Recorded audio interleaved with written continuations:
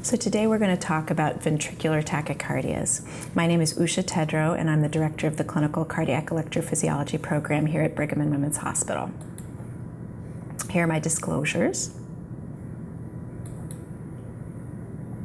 So ventricular tachycardias come in a few different flavors, and we're going to talk about the different kinds. They can have monomorphic ventricular tachycardia, where you have a wide QRS complex where each beat resembles the beat that came before it, and the heart rate is regular. You can have polymorphic ventricular tachycardia, where the QRS complexes are irregular. And you can have sinusoidal VTs, where there's an extremely broad complex and it's almost impossible to tell the T waves from the QRS complex as the patient goes through this arrhythmia. Monomorphic VTs have a differential diagnosis of VT versus SVT, so supraventricular tachycardia. Polymorphic VTs can be the result of cardiac ischemia. They can be the result of QT prolongation with torsade de pointe, and they can be the result of Wolff-Parkinson-White with atrial fibrillation. Sinusoidal VTs are more often toxic arrhythmias. They're related to hyperkalemia, other electrolyte derangement, and drug toxicity. So let's talk a little bit about monomorphic ventricular tachycardia. Idiopathic ventricular tachycardias typically occur in the context of no structural heart disease. The heart may be completely normal. There can be scar-related reentry. So a person who's had a myocardial infarction, for example, this is intended to be the left ventricle and the right ventricle, and an old myocardial infarction and a circuit that forms that goes around the infarct scar. And then there can be ventricular tachycardias that use the His-Purkinje system, so the conduction system of the heart, and that can either be the result of automaticity, so abnormal pacemaker activity, or it can be reentry between the bundle branches. The differential diagnosis of a regular wide complex tachycardia is ventricular tachycardia or supraventricular tachycardia with aberrancy. An irregular tachycardia that has a uniform wide QRS could be atrial fibrillation or atrial flutter with aberrancy or with pre-excitation. And an irregular but polymorphic QRS could be polymorphic VT, or it could be atrial fibrillation with Wolff-Parkinson-White, or intermittent aberrancy, so sometimes with bundle branch block and sometimes not. Diagnosis of a hemodynamically stable, regular, wide, complex tachycardia. If you're sure that it's SVT, you pursue a narrow, complex SVT algorithm. If you think it might be ventricular tachycardia, you could try IV amiodarone, IV procainamide, IV lidocaine, or cardioversion. The ACLS algorithm really uses lidocaine first before any of these other agents, but the others that are listed here could be effective. If you're trying to determine VT versus SVT, the first step should be to look for signs of AV dissociation. If there's AV dissociation, then the diagnosis is VT. If there's no clear AV dissociation, you look for precordial concordance, so no RS or RS in V1 to V6. If so, then it's VT. If not, then you look at what's called the intrinsicoid deflection, the slurring, so the R to S greater than 100 milliseconds in any of V1 through V6. And if yes, then it's VT. And if no, then you follow QRS criteria for right bundle branch or left bundle branch QRSs. For a hemodynamically stable wide QRS tachycardia with AV dissociation, we follow the VT algorithm, where you use lidocaine, procainamide or amiodarone, and cardioversion to control the arrhythmia.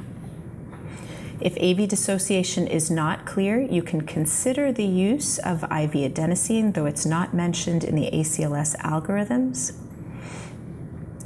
And if you get termination or AV block, it's supraventricular tachycardia, and if no, you pursue the VT algorithm. How do we decide the location of ventricular tachycardia? Left ventricular versus right ventricular. The most predictive clinical feature is structural heart disease that produces ventricular wall motion abnormalities, so either a myocardial infarction or a congenital heart disease patient that has surgery involving their ventricular wall that's produced a scar in that area. The odds are very high that ventricular tachycardia comes from the scar region. The QRS morphology of the VT on the ECG also tells us a little bit about where it's coming from. So a left bundle branch block configuration in V1, which is shown here, an example of that, could be bundle branch reentry, it could be a right ventricular origin, or it could be a left ventricular origin with a septal exit. A right bundle branch configuration in V1 suggests a left ventricular origin. So what about patients with sustained monomorphic VT without structural heart disease, so-called idiopathic VT? This is often seen in young adults. VT can be provoked by exercise. Typical ECG morphologies can suggest the VT origin. So one of the most typical origins is the right ventricular outflow tract. So you typically see a left bundle branch block configuration in V1, and you see tall R waves in 2, 3, and AVF in VT. In LV, verapamil-sensitive VT, which is another typical idiopathic VT, you see a right bundle branch block, which indicates that the arrhythmia comes from the left ventricle, and you see Q waves in 2, 3, and AVF in VT. Idiopathic VT has a 2-to-1 female predominance. It can be more active in pregnancy, and it's always important to rule out other less benign causes of VT, such as coronary artery disease, sarcoidosis, or arrhythmogenic right ventricular dysplasia. The prognosis of idiopathic VT is excellent. It occasionally causes palpitations or syncope, but the difficulties are mainly symptomatic. Therapy can include verapamil, beta blockers, and catheter ablation if needed. Here's an example of a Holter monitor of a patient with idiopathic ventricular tachycardia where they have PVCs, and they also have sustained VT of the same morphology as the PVCs. Let's shift gears for a moment and talk about scar-related VT. So scar-related VT relates to reentry involving regions of scar tissue in the heart. It requires a stable reentry substrate. There is typically VT reinducible at an EP study, and once you've presented with scar-related VT, the risk of recurrent VT is more than 40%. So how do you get scar-related VT? The idea is that you have a discrete scar, such as one you would get from a myocardial infarction. There are areas that are completely dead, but then there are areas with surviving myocytes that have connective tissue nearby. These are wounded myocytes that have poor cell-cell coupling, and there's slow conduction from cell to cell. And that slow conduction allows the reentry circuit to form. So after a patient has presented with sustained VT, they should be evaluated after the patient is stabilized and converted back to sinus rhythm. You want to evaluate for acute causes, such as myocardial ischemia or infarction, electrolyte abnormalities that might have predisposed to the presentation, and any medications that might have predisposed to the presentation. You want to characterize the underlying heart disease. So an echocardiogram is usually a good first way to start, looking for LV or RV dysfunction, areas of infarct or scar tissue, coronary angiography or exercise testing, depending on the demographics and the likelihood of coronary disease, and then potentially an MRI or contrast CT to look for areas of infarct or scar. The odds in a patient with a prior myocardial infarction, the odds of having VT rather than SVT once you have an infarct scar is greater than 95%. So if you're unsure what the ECG shows, the likelihood is that it's VT. The VT mechanism, as we mentioned, is re-entry through a region of scar, and it's usually not due to acute ischemia, even if cardiac enzymes are elevated. And that's because oftentimes when patients get stuck in monomorphic VT, it's a stress test for their existing fixed coronary disease, and they may have positive cardiac enzymes. However, the ischemia is not what caused the arrhythmia to occur. The substrate for that was fixed previously. The risk of VT recurrence, again, once you've presented with monomorphic VT, is greater than 40%. So what are the indications for an EP study after a patient has presented with a wide complex tachycardia that we think is VT? If the diagnosis of VT is not certain, despite its termination, then an EP study is highly warranted to make the diagnosis and potentially even to treat an SVT if it's occurred. If there's no structural heart disease and no clear diagnosis as to why the patient has had VT, then an EP study can be indicated to diagnose idiopathic VT, ablate idiopathic VT, diagnose unusual SVTs with aberrancy, or diagnose Wolff-Parkinson-White syndrome. It's possible that rapid supraventricular arrhythmia can be a precipitant of cardiac arrest or syncope. So if it's not clear in a patient with structural heart disease who presents with syncope, one might consider an EP study to diagnose the reason for the syncope. So chronic therapy for sustained monomorphic VT with heart disease will be dealt with in detail in another talk. However, implantable cardioverter defibrillators are used for secondary prevention to improve mortality in patients with structural heart disease and sustained monomorphic VT. Antiarrhythmic drug therapy can be used to reduce recurrences. So as we mentioned, the risk of recurrence is very high. We often say that we put in the implantable cardioverter defibrillator to save the patient's life, and then we spend the rest of the patient's life trying to save them from their ICD. Antiarrhythmic drugs can help with that. They're an initial option for some patients with good LV function and well-tolerated VT. Beta blockers, amiodarone, and sotalol are the most commonly used medications. Sodium channel blockers are occasionally used but are less well tolerated in structural heart disease. And then there can also be catheter ablation of ventricular tachycardia. So how well do antiarrhythmic drugs fare in terms of reducing recurrent episodes of ventricular tachycardia in patients with ICDs? This is a trial called the OPTIC trial that was published in JAMA in 2006, and it looked at basically a secondary prevention population that was randomized either to a beta blocker, sotalol, or beta blocker plus amiodarone. And you can see the risk of any shock at 1 year was 38% with the beta blocker, 25% with sotalol, and 10% with beta blocker plus amiodarone. So imperfect, but some improvement. The amiodarone in that trial looked pretty good, but we have to keep in mind that over the long haul, 82% of patients can be expected to have amiodarone side effects.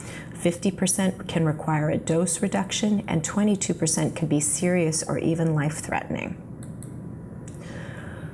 There was a recent study published in the New England Journal of Medicine in 2016 called the VANISH trial that looked at a randomized strategy for patients with VT and myocardial infarction.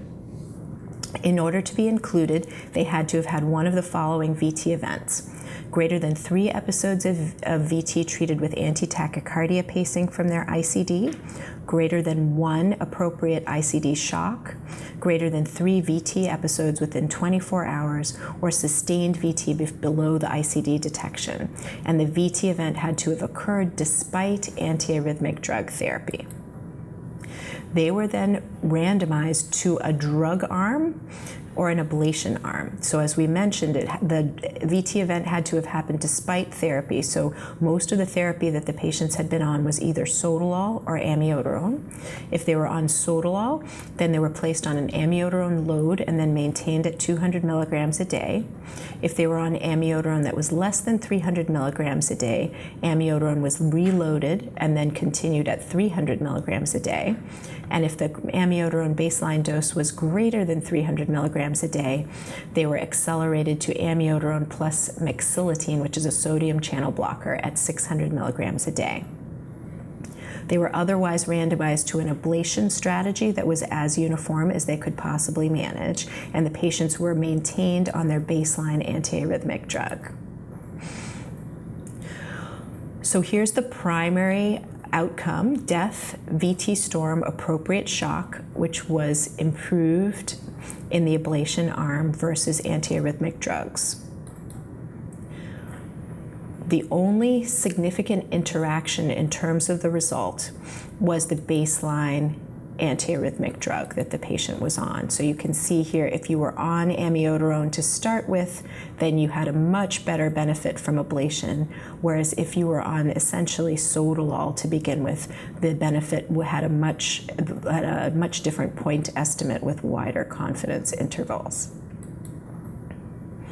And here's just an example of the amiodarone stratum with death, VT storm, or appropriate shock.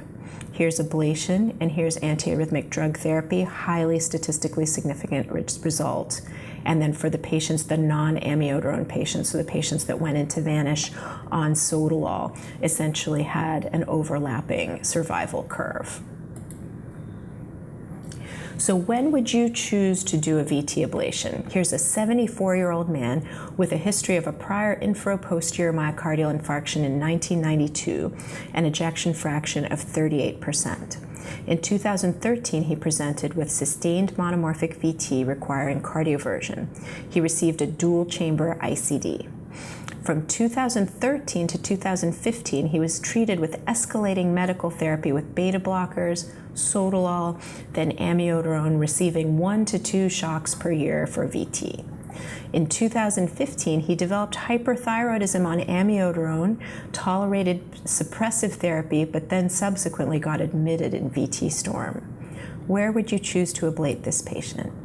Probably in this little block of time right here, when he went from sotalol to escalating doses of amiodarone. The randomized clinical trials would suggest that that should be the time that he should be considered for a catheter ablation. So let's talk about polymorphic VT. Causes of polymorphic VT include acute myocardial ischemia, torsade de pointe with QT prolongation, which can be both acquired or congenital, Brugada syndrome, and idiopathic. So the most common cause of polymorphic VT is acute ischemia or infarction.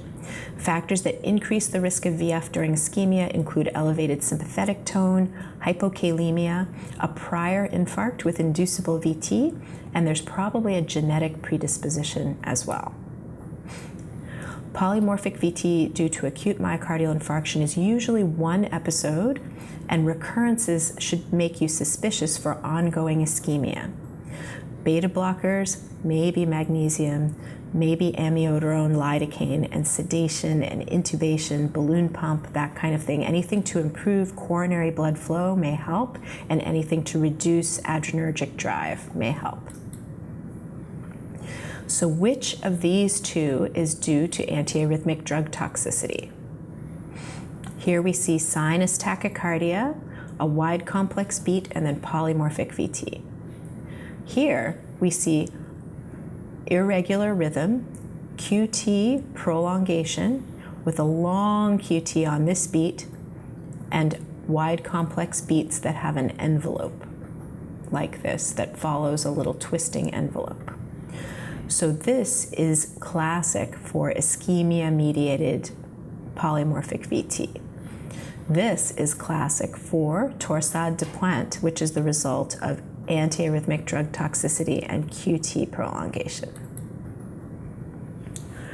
So acquired torsade de pointe can happen from drug toxicity, bradycardia, electrolyte abnormalities. Some of the common medications that can be at fault are listed here. There's a website that's maintained by the University of Arizona that's shown here, where you can look up medications to see if they are risky.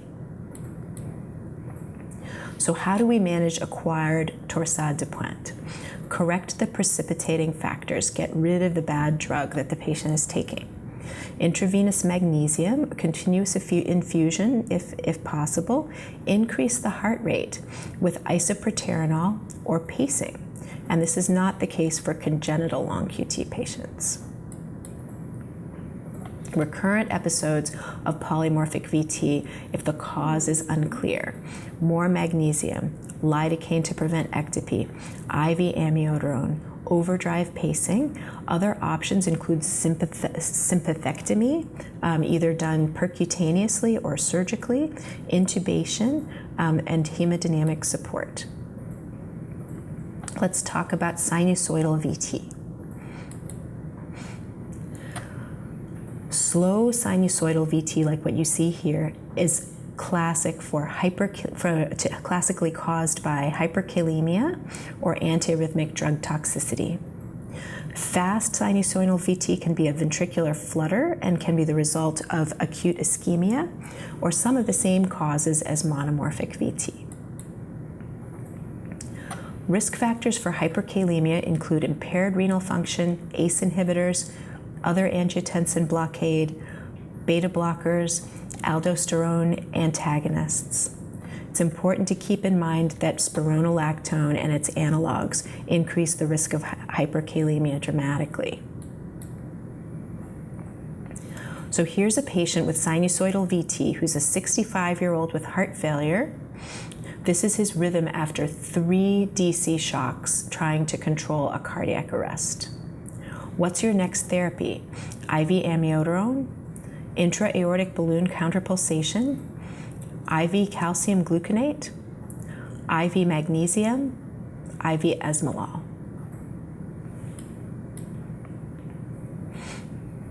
Here's his rhythm after administration of IV calcium. You see that the rhythm goes from a sinusoidal type rhythm to a more typical bundle branch block type of rhythm.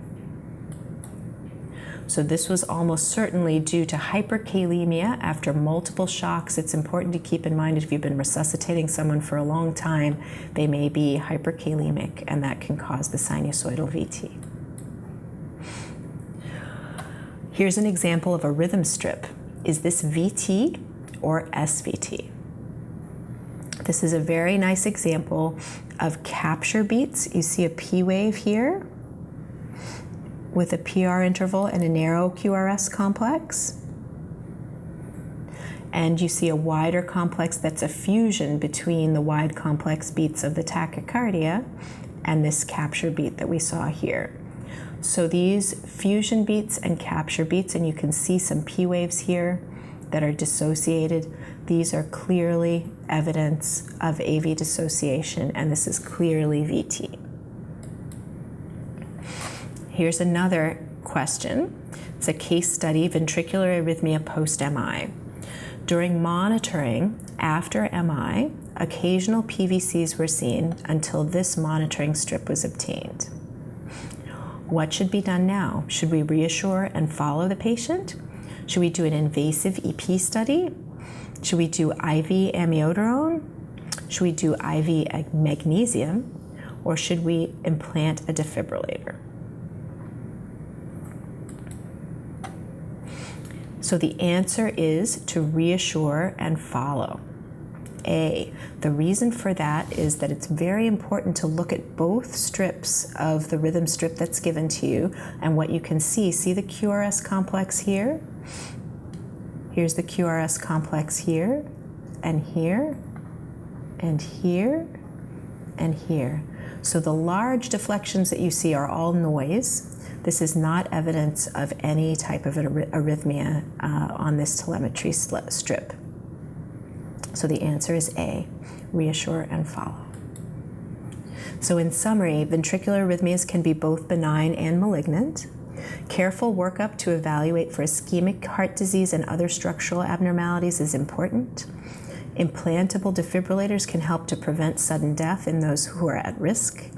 And adjunctive therapies are often required to reduce the number of painful shocks from the defibrillator.